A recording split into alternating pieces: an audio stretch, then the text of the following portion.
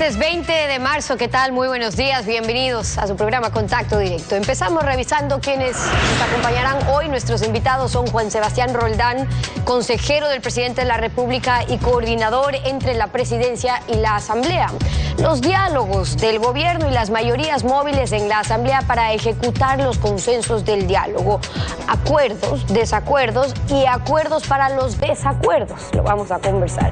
También nos acompañará Dayana Pazley, asambleísta del PSC por Guayas. Vamos a revisar el informe de la Comisión Ocasional AMPETRA sobre el control político al exministro de Educación y asambleísta Augusto Espinosa en el caso de abusos sexuales a menores de edad en escuelas y colegios por sus profesores. Y también estará en nuestros estudios Daniel Mendoza, presidente de la Comisión Ocasional para el Cumplimiento de la Consulta Popular y coordinador de la bancada de Alianza País y sus aliados. El proyecto de ley para la elección popular del Consejo de Participación Ciudadana, la nueva mayoría en la Asamblea y la reorganización del CAL y las comisiones, lo analizamos. Casi 8 años después de los hechos del llamado 30S, se cuestiona el discurso oficial de que se trató de un golpe de Estado, así como la actuación de la justicia. En el programa de Ecuavisa Políticamente Correcto, algunos de los actores que tuvieron relación con estos hechos señalan que el levantamiento policial fue algo que se pudo evitar en la Asamblea y el día anterior. El gobierno anterior se empeñó en construir una narrativa de lo que ocurrió el 30 de septiembre del 2010, pero algunos de los actores que estuvieron involucrados desde distintos ámbitos en los hechos y en las investigaciones posteriores difieren del discurso del oficialismo. Casi 8 años después, el análisis, y en él, el entonces asambleísta Fernando Bustamante considera que es algo que se pudo evitar. Si no se hubiera insistido de manera tosuda, ¿no es cierto?, en aprobar un par de artículos en la Ley Orgánica de Servicio Público que se votó la noche anterior a la insubordinación policial. 2 artículos que eran una provocación y un atentado en contra del honor institucional de la Policía Nacional. El general Ernesto González, quien estuvo al frente del operativo que retiró al entonces presidente Rafael Correa del Hospital de la Policía, defiende la actuación de las Fuerzas Armadas, aunque reconoce que ese día todo era confuso. Nuestras apreciaciones que la hizo el Comando Conjunto, los 3 comandantes de fuerza, el jefe de Comando Conjunto, el Estado Mayor Operacional, las hizo basada en los hechos. No sabíamos si era golpe de Estado, insubordinación, sino por una necesidad de protección institucional al país. En junio del 2013, el presidente Correa creó la llamada Comisión 30S para investigar lo que había sucedido aquel día. El entonces militante del oficialismo y hoy fiscal, Carlos Vaca Mancheno, validaba el discurso del régimen. El 30 de septiembre fue un intento de golpe de Estado que buscó desestabilizar y terminar un proceso democrático y un proceso de gobierno que lo encabezaba el presidente Correa. Pero pasado el tiempo se aclara cuál era el verdadero objetivo de la comisión: refrendar el discurso del gobierno. Creo que al menos lo que se buscaba era validar, dar pruebas, la tesis del gobierno de que se trataba de un golpe de Estado. Esto mientras la justicia abría procesos y sentenciaba. Hoy se cuestionan las pruebas, incluso se habla de abiertas manipulaciones. El coronel César Carrión, quien fue enjuiciado y declarado inocente por este caso, se refiere a ello. Tenemos 1.500 procesados, 1.550 procesados, 110 sentenciados y así tantos procesos judiciales que no fueron justos. Pero que todo esto tenía una lógica, un motivo que cada vez se hacía más evidente, señala el exfiscal general de la Nación, Washington Pesantes. Sí, si es que había interferencia en la justicia, pienso que si antes había manipulación de la llamada partidocracia, es decir, de varios partidos, después pasa a ser rehén del partido único. Por ello, coincidieron los panelistas en que se deben reabrir los procesos para que los responsables de las 5 muertes de ese día no queden sin sanción, para que no haya inocentes presos, para que se cierre la herida. ¿Qué tal, Alfredo? Buenos días, ¿cómo te va? Muy bien, Estefi, buenos días a todos. Típico en estos casos es nombrar comisiones de la verdad. Por eso Correa nombró la suya, presidida por Carlos Vaca, para ponerse al oído la verdad que quiso. Ahora nombrar otra sería ponerse al oído la verdad contraria. A 8 años de este hecho que se prohibió olvidar, así como Hugo Chávez orquestó para legitimar sus abusos el golpe del 2002, entonces lo procedente es el olvido. La amnistía de la Asamblea Nacional a todos los perseguidos. Amnesia de la historia para una verdad mal contada que la dictadura, en su lavado de cerebro colectivo, llegó al delirio de inscribir la fecha 30S en el registro de la propiedad intelectual. La actualidad, los protagonistas, el análisis y la información en Contacto Directo.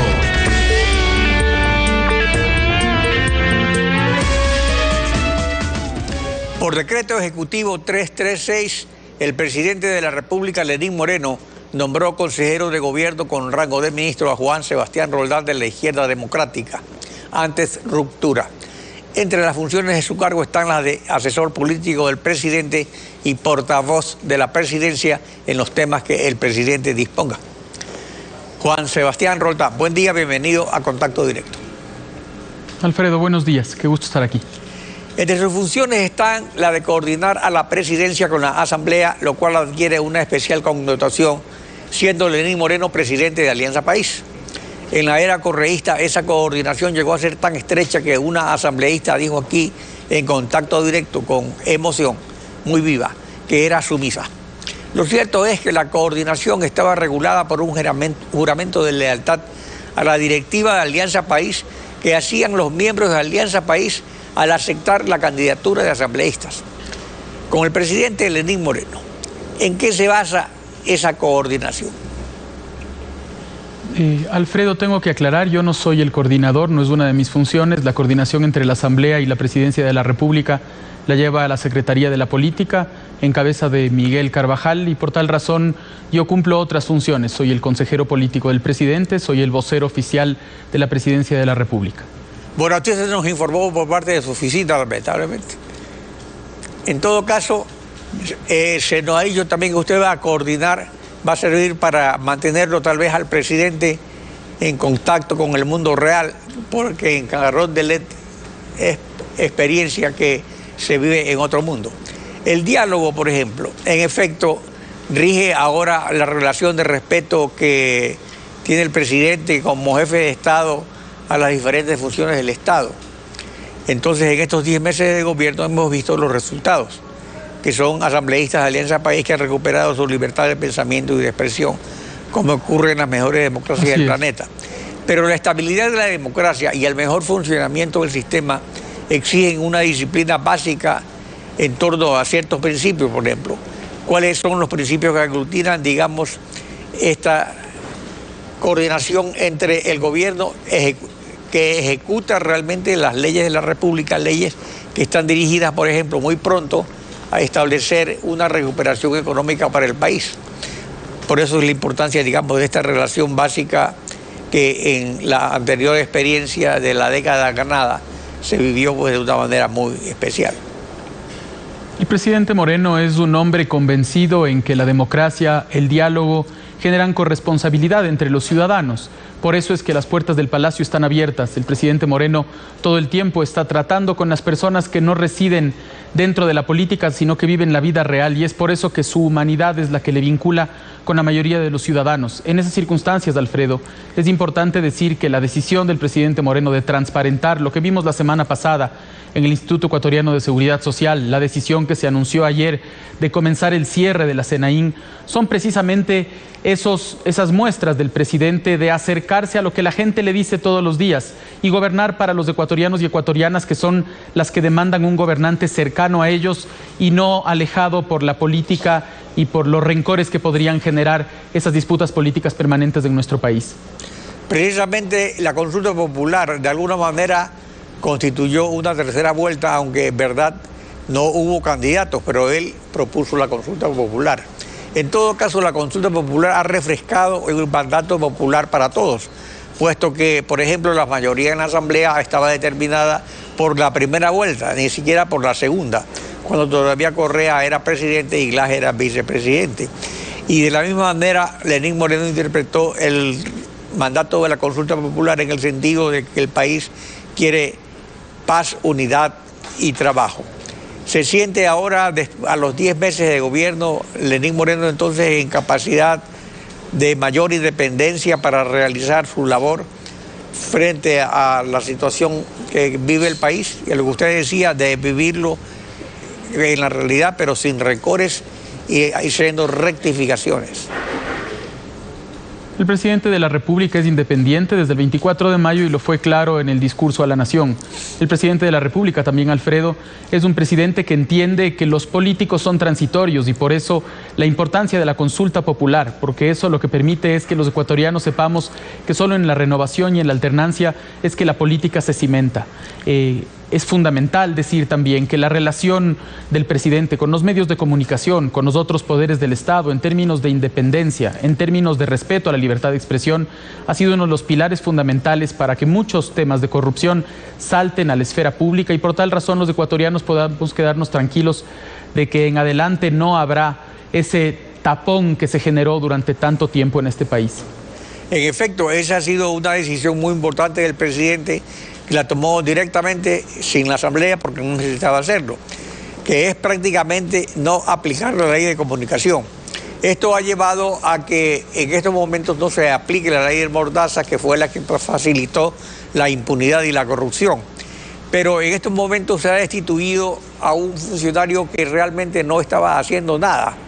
Una superintendencia que cuesta $20 millones en un país en crisis. Es urgente nombrar un reemplazo del superintendente de comunicación Ochoa, o más bien vale la pena acatar lo que ha recomendado el comité, la Comisión de Derechos Humanos de las Naciones Unidas, y por lo menos suprimir esa superintendencia de la ley hasta tanto en el diálogo se llegue a consensos respecto a reformas a la ley de comunicación. Como usted sabe, Alfredo, el gobierno encabezado por el actual secretario de Comunicación, Andrés Michelena, ha armado algunas mesas de discusión al respecto de la ley para que de esas mesas de discusión entre el sector privado y el sector público, entre los medios públicos y los medios privados, salgan cuáles son los elementos de la ley que deberían modificarse o si acaso la ley debería derogarse por completo. Esa convicción por el diálogo, esa necesidad de escuchar el criterio de otros es la que nosotros creemos que puede llevar a una corrección de la situación de la libertad de expresión para que los medios de comunicación, los periodistas puedan cumplir con la función fundamental de sacar a la luz todos aquellos actos que vean que salen de la ley y que tanto necesita el país y la política para seguir adelante. Pero en cuanto a la recomendación de la Comisión de Derechos Humanos de las Naciones Unidas de que se ponga la legislación ecuatoriana en conformidad con los tratados internacionales, lo cual es vinculante de acuerdo a la Constitución, se refiere concretamente a la existencia de la superintendencia y del sistema de sanciones que realmente no existe en ningún país civilizado del mundo, puesto que el juzgamiento o sanciones que pueden haber a quienes abusen de la libertad de expresión es a través de los jueces naturales, de los jueces penales y civiles, y no a través de empleados de la Presidencia de la República. Y en este caso se estaría, por ejemplo, reemplazando a un pipón, porque no tiene nada que hacer. Es un pipón actualmente ese cargo, no tiene nada que hacer.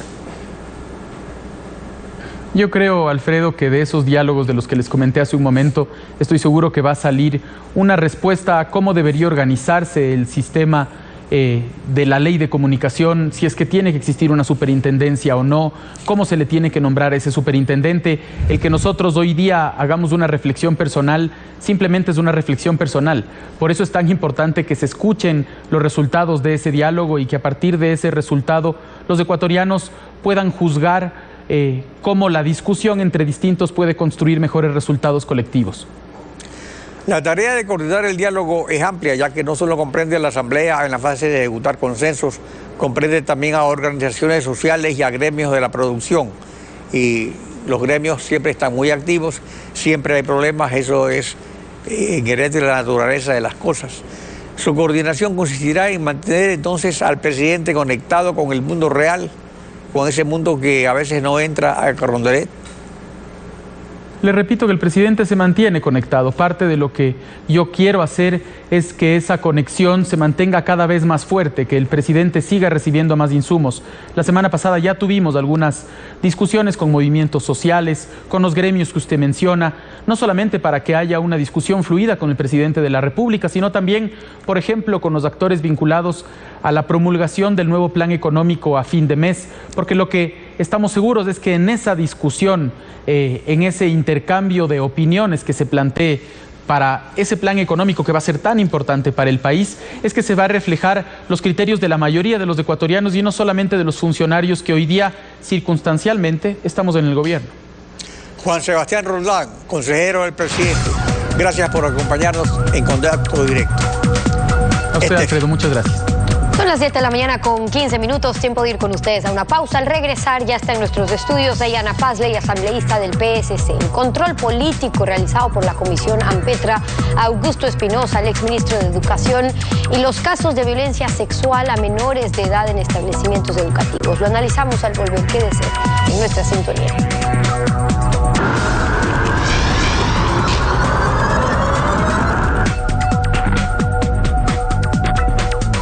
Con todos los casos de abusos a menores de edad en planteles educativos, según cifras del Ministerio de Educación, en los últimos 4 años, de los 2.600 casos, un 57% fueron dentro de las escuelas o colegios. Se creó entonces una comisión en la Asamblea para tratar esos temas y hace poco emitieron su informe con algunas recomendaciones. Dayana Pazley, asambleísta PSC por Guayas, miembro de la Comisión de Educación. Bienvenida a Contacto Directo. Muy buenos días, Stephanie. Un saludo muy especial a todos los ecuatorianos que aspiran y esperan que se haga justicia luego de estas revelaciones del nuevo informe Ampetra. Usted ha venido siguiendo muy de cerca este tema. Primero, ¿encontraron responsabilidad política de exministros por estos casos? ¿En qué recaen algunas de las responsabilidades desde los directores de planteles educativos hasta los ministros? Tanto Ampetra como la Asamblea Nacional hizo su trabajo a destiempo. Ahora es momento de que la Fiscalía y la Contraloría actúen con mano dura, con celeridad y de forma independiente para que las familias y las víctimas tengan justicia.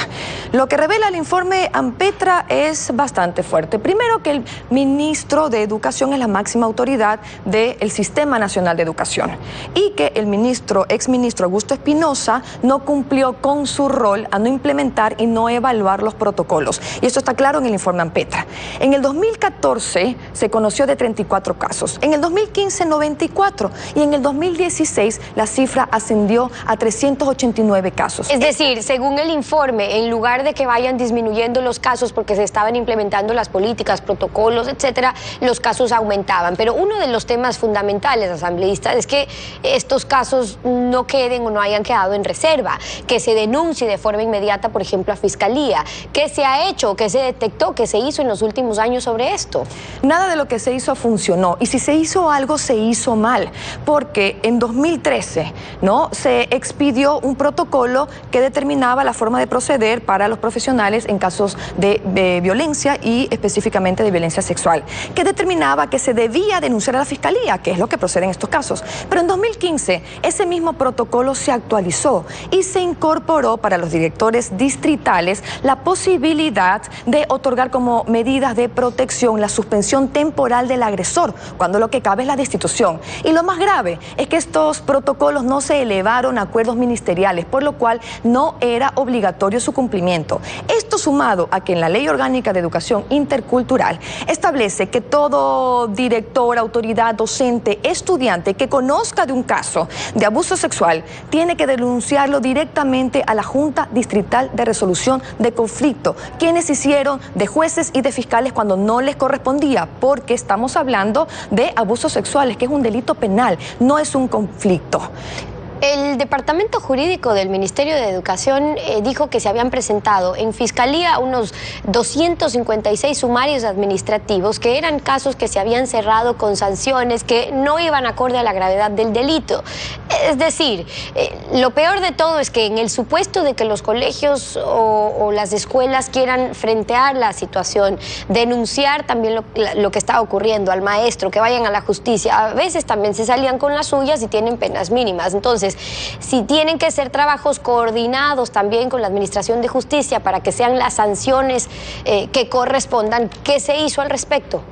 Entre 2013 y 2015 se revelan 382 casos. De estos 382 casos, el exministro Augusto Espinosa dice que 44 se resolvieron. Y es cierto, dentro de ese 44% están los casos en los que se procedió con destitución, pero también los casos que se archivaron, los casos que fueron absueltos y todos los casos de estas suspensiones temporales. Y esto creo yo que es lo que demuestra que el exministro Augusto Espinosa institucionalizó el encubrimiento y el silencio. Por otra parte, también existe algo muy grave y es el Código del Silencio, que es un acuerdo ministerial que expidió la exministra Vidal y que precisamente establece que ninguna persona, ni autoridad, ni docente, ni estudiante de un establecimiento educativo puede dar ninguna declaración ni ninguna entrevista cuando se trate de las actividades referentes al Ministerio de Educación. Y si quisieran o tuvieran algún requerimiento para hacerlo, la única forma de obtenerlo es recibiendo una autorización expresa del ministro de Educación, y esto le da total potestad y control sobre todo, incluso sobre las declaraciones a la prensa. ¿Cómo contribuyó ese escenario de reserva justamente para que no se lleguen a conocer tantos casos que lamentablemente sí se estaban dando y que se conocieron hace poco, que creó, por ser una cantidad importante, también la necesidad de que también la Asamblea empiecen a tomar acciones? Bueno, este Código del Silencio, que es lo más parecido al Código Siciliano de la Mafia, es lo que hace que cuando alguien hable le corten la cabeza, y en este caso, si alguien hablaba, era removido de su cargo. Entonces, hay responsabilidad grave porque estos delitos penales no se denunciaban a la Fiscalía y eran las juntas distritales de resolución de conflicto quienes hacían las veces de jueces y de fiscales. Ahora, el ministerio, si bien ha transparentado las cifras, y eso es importante porque por ahí hay que comenzar, hay que saber cuáles son las cifras para saber cuáles son las acciones que hay que tomar. Entonces, primero hay que elevar los protocolos precisamente a acuerdos ministeriales para que sea obligatorio su cumplimiento. Segundo, hay que tomar en cuenta las recomendaciones del Comité de los Derechos del Niño de las Naciones Unidas, que lo presentaron sus observaciones en el 2011. Y tercero, hay que desinstitucionalizar el encubrimiento y el silencio. Le debemos respuesta y justicia a nuestra infancia y a sus familias. Bueno, y en medio de esto, también algunas de las recomendaciones que saltan ahora de esta propia comisión ocasional es que el ministerio debería estar realizando auditorías constantes tanto en los establecimientos educativos para poder acceder a información directa respecto del cumplimiento de estos protocolos, de los parámetros de seguridad que se toman. Es decir, ¿qué pasa si se detecta el caso de que una niña va donde su padre, cuenta que está siendo víctima de abuso sexual o de acoso, porque son distintos casos dentro de ello? Pero ¿qué pasa y cuáles son los procedimientos de agir dentro de los colegios o de las escuelas? Porque finalmente esa es la preocupación de una madre o de un padre de familia. Es decir, ¿qué tan seguros están nuestros niños en un plantel educativo cuando se presentan estos casos por parte de personas que trabajan dentro del mismo lugar? Y entonces lo que llama la atención ahí es que en muchos de los casos eran personas o maestros que estaban justamente en los planteles educativos y que no siempre salían de ellos. Entonces, ¿cuáles son los protocolos que hay que incentivar y las auditorías justamente para revisar que se estén cumpliendo? Porque eso es lo importante. Bueno, primero romper este silencio, impulsar a que las personas, a que los docentes, a que los estudiantes, a que los niños denuncien, escuchar al niño. Muchas veces las personas se ponen automáticamente del lado del agresor y no escuchamos lo que el niño tiene que decir. Remover automáticamente al agresor y, por supuesto, iniciar un proceso judicial. Entonces, también debemos trabajar en prevención, y es importante porque hay que reconocer que el Ministerio de Educación sí tomó acciones inmediatas. Es decir, sí implementó los protocolos, y son protocolos que deben evaluarse, pero más allá de lo que se haga debemos tener resultados, porque el otro día estuve en la Comisión Ampetra. Este informe, también hago un paréntesis aquí, este informe no revela nada nuevo que no haya dicho en noviembre. Lo único que le pone ahora son nombres y apellidos, ¿no?, de los exministros, tanto de Espinosa como de Peñafiel. La Comisión Ampetra tiene que lavarse el rostro. Bueno, ¿y qué viene ahora en la Asamblea con el informe que se ha presentado y con lo que ya se ha conocido? ¿Cuáles son los siguientes pasos en el legislativo? Primero, para acceder a la justicia y devolverle a la gente esa esperanza, debe este informe ser derivado a la Fiscalía para que sean ellos los que determinen si hay indicios de responsabilidad penal. Y si es así, pues entonces que les caiga todo el rigor de la ley a los exministros, porque ellos tienen que responder. Esto no es un tema de omisión, este es un tema de negligencia y de no acción. En el caso del exministro Peñafiel, a él sí se le puede iniciar un juicio político hasta mayo. A Espinosa ya no, porque su periodo venció el 16 de noviembre, lamentablemente, porque si este informe hubiese revelado lo que reveló ahora, entonces hubiéramos tenido un juicio político justo y se hubiera cesado como exministro de Educación. Algunas de las opiniones y observaciones de Diana Pazley, asambleísta PSC por Guayas y miembro de la Comisión de Educación, acompañándonos hoy en Contacto Directo. Muchas gracias, Stephanie. Precisamente cuando se junta el poder político y el abuso sexual, da como consecuencia la impunidad. No lo permitamos, es nuestro deber legislar por nuestros niños. 7:31. Una pausa y al regresar conversamos con Daniel Mendoza, el presidente de la Comisión Ocasional de la Asamblea, para cumplir la consulta popular y coordinador de la bancada de Alianza País y Aliados. La elección popular del Consejo de Participación Ciudadana y la reorganización del CAL y comisiones. Lo analizamos al volver, no se vaya.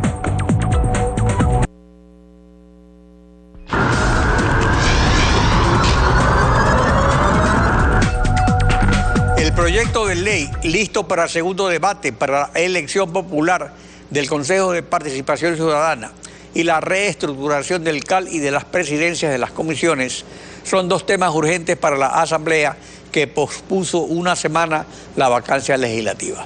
Daniel Mendoza, presidente de la Comisión Ocasional para Leyes de Cumplimiento de la Consulta y coordinador de bancada de Alianza País y Aliados. Buen día, bienvenido a Contacto Directo. Buenos días, Alfredo. Un gran saludo a todos los ecuatorianos. En el proyecto de ley de elección popular del Consejo de Participación Ciudadana se eliminó la selección de candidatos por el CNE y se propone la elección directa por distritos que serán determinados por el Consejo Electoral, de acuerdo a la población de las respectivas circunscripciones electorales. ¿Cuál es el criterio para sugerir distritos? Bueno, efectivamente, en esta comisión, que debo recordar es una comisión multipartidista, la que me digno de presidir, hemos recogido los criterios y los aportes de un sinnúmero de colectivos ciudadanos, organizaciones sociales que han visitado la Asamblea Nacional y también que se han acercado a la comisión cuando hemos sesionado en territorio. Hemos tenido la presencia en 3 provincias de nuestro país y hemos recibido a más de 23 diferentes colectivos ciudadanos y organizaciones sociales que han presentado aportes. Esto es importante resaltarlo porque en base a esos aportes es que nosotros construimos primero un primer informe en donde limitamos el alcance del Consejo Nacional Electoral, porque acogimos el criterio de manera unánime, es decir, 10 de 10 comisionados votamos a favor de limitar el alcance y eliminar el concurso de méritos y exposición que estaba planteado en la propuesta remitida por el presidente de la República. Esto como primer acuerdo. Luego agregamos una cantidad importante de requisitos e inhabilidades que garantizan que sean los mejores hombres y las mejores mujeres quienes puedan cumplir el perfil para candidatizarse y ser buenos postulantes al Consejo de Participación Ciudadana y Control Social. El soberano el pasado 4 de febrero votó para cambiar la forma de elegir a los consejeros del Consejo de Participación Ciudadana y Control Social. Eso implica tener una votación universal, directa y secreta, y eso es lo que estamos respetando en el informe, tanto en el primer debate como en el informe para segundo debate. Ahora, los consejeros, ¿cómo serán elegidos? Se agregó un criterio individualmente o en lista, por distrito, mayoría simple, método de distribución de escaños, o sea, ¿de qué formas van a ser elegidos?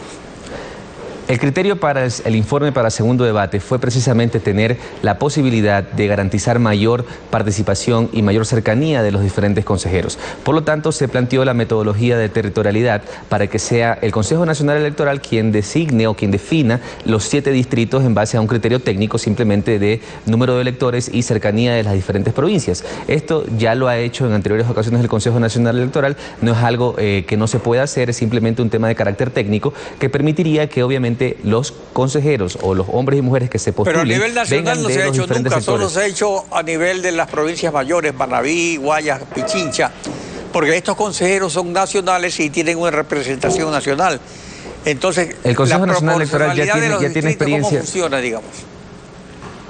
El Consejo Nacional Electoral ya tiene experiencia en procesos similares, por ejemplo, para la conformación del Consejo de Educación Superior, en donde también lo hace a través de distritos, y simplemente lo que estamos planteando es la posibilidad de dividir al país entero en 7 zonas electorales que puedan postular sus respectivos candidatos.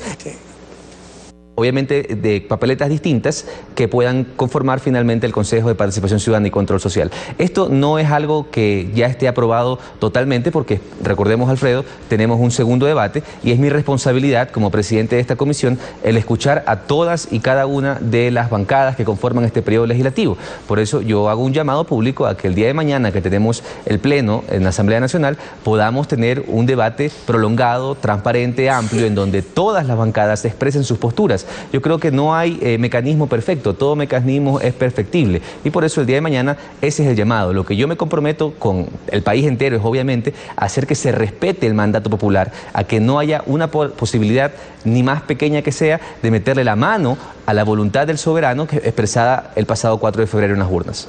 Y en todo caso esto es importante porque de esta manera, por los tiempos en que se va a aprobar el proyecto, se está asegurando que la elección sea el próximo año. Es decir, estamos todavía en marzo y si no hay la vacancia se puede aprobar antes de que termine marzo y en consecuencia la elección de los como lo planteamos en abril, ¿verdad? Como lo planteamos en el arranque del trabajo de esta comisión, nos impusimos un cronograma de trabajo que nos obligaba a llegar a una aprobación de esta ley en segundo debate que permita que el Consejo de Participación Ciudadana transitorio realmente sea transitorio y por eso pues se procedió a suspender esta vacancia legislativa que estaba aprobada para tener este plazo de esta semana para poder aprobar esta ley y que pueda darse la elección de los futuros consejeros del Consejo de Participación Ciudadana y Control Social en la siguiente elección seccional que sería en el 2019. Por lo tanto, estamos demostrando y evidenciando un compromiso con el pueblo ecuatoriano y con lo que ellos expresaron el pasado 4 de febrero en las urnas. Ahora, pasando a otro tema, la presidenta de la Asamblea, Elizabeth Cabezas, ha anunciado que también se va a aprovechar esta prórroga, digamos, esta suspensión o alargamiento del periodo legislativo para tratar de hacer la reorganización del CAL que también se ha propuesto hacerla esta semana. Al respecto, por ejemplo, ¿cuál es la posición de la bancada de Alianza País y Aliados?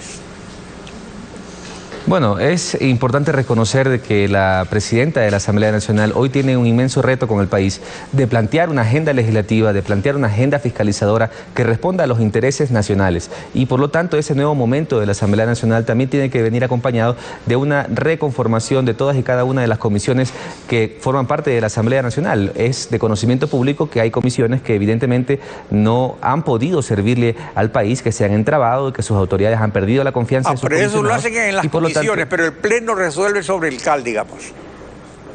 El Pleno tiene la potestad, como máxima instancia de la primera función del Estado, de elegir a sus respectivas autoridades, vicepresidencias, miembros del CAL, y también de conformar las diferentes comisiones permanentes. Por lo tanto, habrán comisiones, a través de una reconformación total, habrán comisiones que tendrán cambios menores y habrán comisiones que evidentemente tendrán que ser completamente reestructuradas. Por lo tanto, ese es el reto que tiene hoy la Asamblea Nacional, que la nueva presidencia, que tiene nuestro respaldo, vaya acompañada de una reestructuración que le sirva al país. Y ese es el reto que la presidenta hoy ha demostrado con este anuncio de que va a dar una reestructuración de todas las comisiones. Eso es positivo para el país, es saludable para la opinión pública y esperemos que después de esto pues se plantee a todo el Ecuador una verdadera agenda legislativa, una verdadera agenda fiscalizadora que responda a los intereses nacionales. Daniel Mendoza, gracias por su participación en Contacto Directo. Gracias, Alfredo. Estefi. Concluimos así esta emisión. A ustedes también gracias por su confianza y sintonía. Nos volvemos a encontrar mañana aquí. Mañana continuamos rayando la desinformación en Contacto Directo. Buenos días.